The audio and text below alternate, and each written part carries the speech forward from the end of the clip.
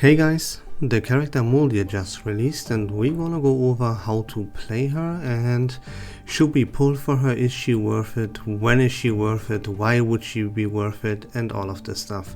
We can explain everything in battle, so let's hop right in. Alright, here we are. So Moldir is all about the mechanic of stacking something called readiness. This can stack up to 50 times. And you want to stack this as fast as possible, because that increases the potency of everything that Moldir does. How do you stack this? Is by using up Moxie with your allies. You want to use as much Moxie up as fast as possible to accumulate these stacks of readiness as fast as possible. And yeah, we have to use up Moxie. So we're gonna start the battle off by using Melania's ultimate that will give us 5 stacks of readiness. By the way, every 2 turns you lose a few stacks of readiness, so you gotta continue busting out ultimates so that you use up Moxie and continuously stack these gain stacks of readiness. Alright, we're gonna start off by using Recoletta's precast incantation so that we hit with Melania's ultimate.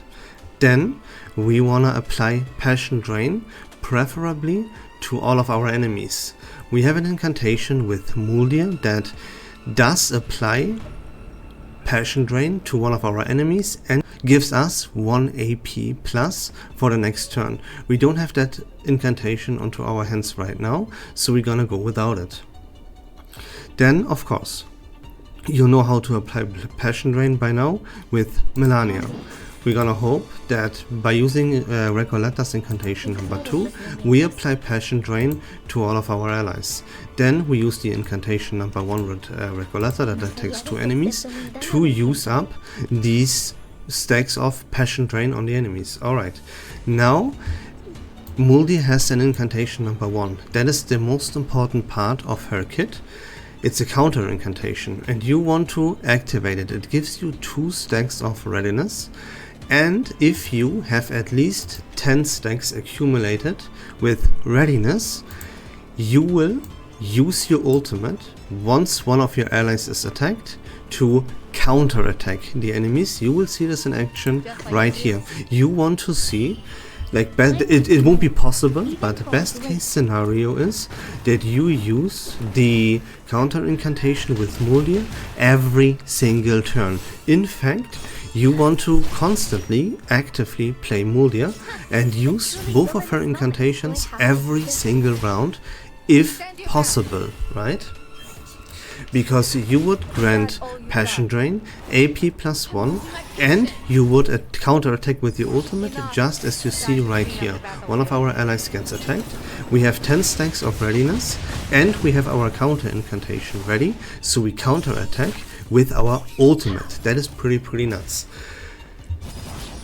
Of course, you can see that the numbers here of Moldir here are inflated because we have the Afflatus advantage, and yet our damage numbers, with even by our ultimate, were extremely laughably low. That is because we are low at stacks of readiness. Once we accumulate more and more stacks of readiness, we will do, of course, more and more damage. And here you can see, while our hand is not too bad, we can apply Passion Drain, we can use the Passion Drain, right? Still, we wanna reroll because we want to get our hands onto the incantations for Moldir. See, that didn't work, but at least we got our hands onto our counter incantation.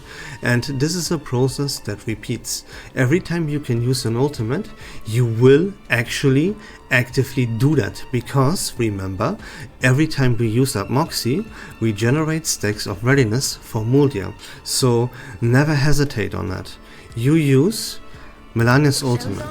Boom. Now we apply Passion Drain with Melania, we use up that Passion Drain with Recoletta, and now, normally, without Moldir, we would not use Recoletta's ultimate right here, we would wait, right? But since we have Moldir and we need to use up as much Moxie as possible, as fast as possible, we're gonna go ahead and ult. Normally we wouldn't do that. We want to accumulate more Moxie with Recoleta and even more stacks of everything, right? But with Moldir, this rotation changes up here. And you have to adapt to these situations, because you can see that every game will be different, because you get access to different kinds of incantations with your team. We did not have Moldir's incantation number 2 a single time right now, you see, and this will happen, and this leads to us not being able to play to our maximum efficiency, because you see, last turn what we would want to do is we want to use the counter incantation with Moldir, so she uses her ultimate to counter attack, but we didn't simply have the AP. Why didn't we have the AP? Because we did not get our hands onto Moldir's incantation number 2. Let me reroll and let me try to get my hands on it right now, just to show it once, and there we go, we finally have it. So we use the precast incantations from Recoleta twice immediately, so that Melania uses her ultimate, and that counts as using up Moxie and gives us stacks of readiness. Alright, now we want to apply Passion Drain to all of our enemies. We do this with Melania, and we do this not by using Recoleta's incantation number 2, but by using Moldir's incantation number 2, because this one also gives us AP +1 for next round, and this is a very, very important mechanic. Then we want to use up the applied Passion Drain with Recoleta, as we always want to do, and here we want to use Moldir's counter incantation. We see, we could have, if we would have gained more access to Moldir's incantation number 2, we would now be able to also use Melania's ultimate even one more time. That's more Moxie use, that's more stacks of readiness for Moldir, right? But yeah, you can see there's so much usage of AP. You want to play every single character in this team actively, and that, yeah, sometimes you will get a little bit unlucky, as we did here, and then you have to adapt to the situation and you have to know exactly what you want to do.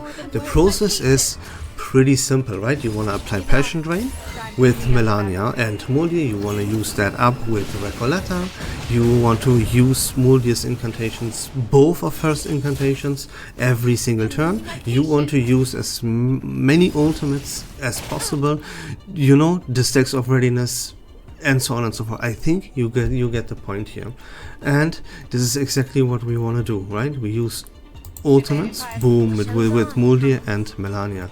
We apply Passion Drain to all of our enemies, and we want to use up that Passion Drain by using Recoleta. Here in this case we're gonna use her ultimate.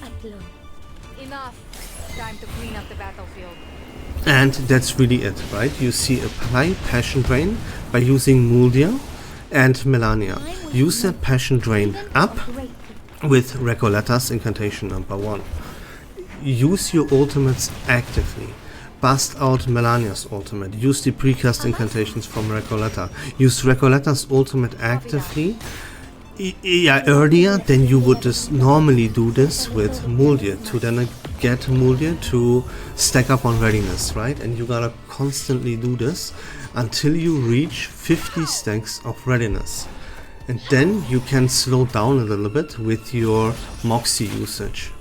And that's really all about it. Everything else happens passively. So again, right? Every time you want to use the counter incantation for Moldir, we don't have it. You want to use AP +1 and Passion Drain every single turn that you can. See here, apply Passion Drain with Moldir.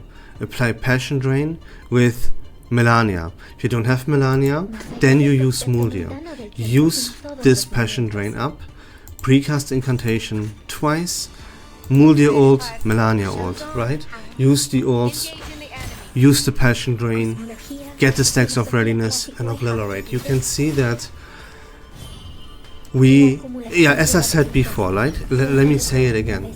Even though our numbers here with Moldir are inflated because we have the inflated advantage, and the numbers are still very, very low. So the damage output you gain from Moldir is pretty low, even though you have to use her actively. Then she is very, very, very slow because you need these stacks of readiness. And you see, this was an ultimate right there with 50 stacks of readiness, with the flatus advantage, with everything stacked, right? And that the numbers are just not holding up, even though we have everything perfectly set up for her. And for this kind of heavy AP usage, considering we have inflated numbers, we have the perfect team right here for her, and it is just not enough damage output and way too slow. It requires way too much to make all of this work, and it's still too slow, right? Right, yeah, okay. So yeah, let me talk a little bit more about Moldir after we have finished this battle, because there's quite a lot of more to talk about. When it comes to, should you pull her, how can you make her even more effective, what is her Psycube, etc, right? Let's finish this battle and then talk about and take a look at a little bit of more stuff. Because, spoiler alert, there are portraits not only for Moldir but also for Recoleta that improve all of this quite drastically, make it even fast, make it faster, which is needed, and make it more convenient. So let's take a look at all of this stuff and talk about it a little bit. Let's first of all take a look at Moldir's portrait herself. And here you see a reoccurring trend with her portrait number 1. What it does is it gives our incantation number 2 the ability to apply AP +1 not only for 1 round but now for 2 rounds. And you just saw the perfect example as to how incredibly helpful and needed this even is. We got unlucky. We did not get our hands onto Moldir's incantation number 2 very often. So if we use this once, then we would lack this AP +1, which is very needed because Moldir is AP hungry. We would lack this a lot of times, pretty much always, right? And to have this portrait number 1 that makes the AP apply for 2 rounds instead of just 1 is gigantic here when it comes to value. So if you pull for Moldir, please go for this portrait number 1. It is, I would even go as far and say, for Moldir it's needed, right? For Aleph and Flutterpage it is still extremely high value, but you can make arguments and say that it is not truly needed because Aleph and Flutterpage are AP friendly. Moldir is not AP friendly. That's why this portrait number 1 is, in my opinion, absolutely a must-have even. Then yeah, her portrait number 2 is not that good to begin with, right? But yeah, you could also go all the way up to portrait 3, because after launching a counterattack, which you always want to do every single turn if possible, then you would gain 2 Moxie instead of just 1 from it, right? Also very, very good, but honestly, Moldir is not good enough of a character to justify going all the way to portrait 3, but portrait 1, definitely get it if you decide to pull for Moldir in the first place. Here is another portrait that I want to mention, and that is P1 for Recoleta, because instead of just 1 precast incantation to use an ultimate, we gain 2, right? That is double the usage of Moxie, which means double the stacks of readiness for Moldir. It makes everything more convenient, everything faster, and it is very, very good to have. So that's another portrait that is not a must-have, but very, very nice to have. So yeah, I want to just show you this and mention it, because of the fact that you have to stack readiness on Moldir, and that helps her tremendously. Oh yeah, before I forget, the signature Psycube for Moldir is her best in slot. You can find it in the fragment shop right here. It's called Family Mentor, and it enhances what Moldir does anyways. Whenever you counterattack, you gain ultimate might plus a certain percentage that stacks up to 3 times. And if you're a beast character, you are a beast character, then for every Moxie that the team consumes, which Moldir needs, right, then all allies gain critical hit damage plus a certain percent, and this stacks up to 30 times. Another thing, like this is another thing that is very, very slow. You need to stack a lot of shit up, yeah, let me say it like that. And it takes a while, you know, and yeah, even if you get there, the numbers are not too impressive, if you like as you just saw. So how good is Moldir? Should you pull for Moldir? Why should you pull for Moldir? Why shouldn't you pull for Moldir? Alright. Now, yes, Moldir is part of the Ultimate Archetype team, as you just saw. She is the best in slot for the Ultimate Archetype team in version 2.8. That is a fact. You can also use Pickles or low para in that team though, and Moldir is not way better than these characters, just a tiny little bit better. That already wouldn't make the investment of Unilocks for Moldir worth it. She's not a good enough improvement for that team.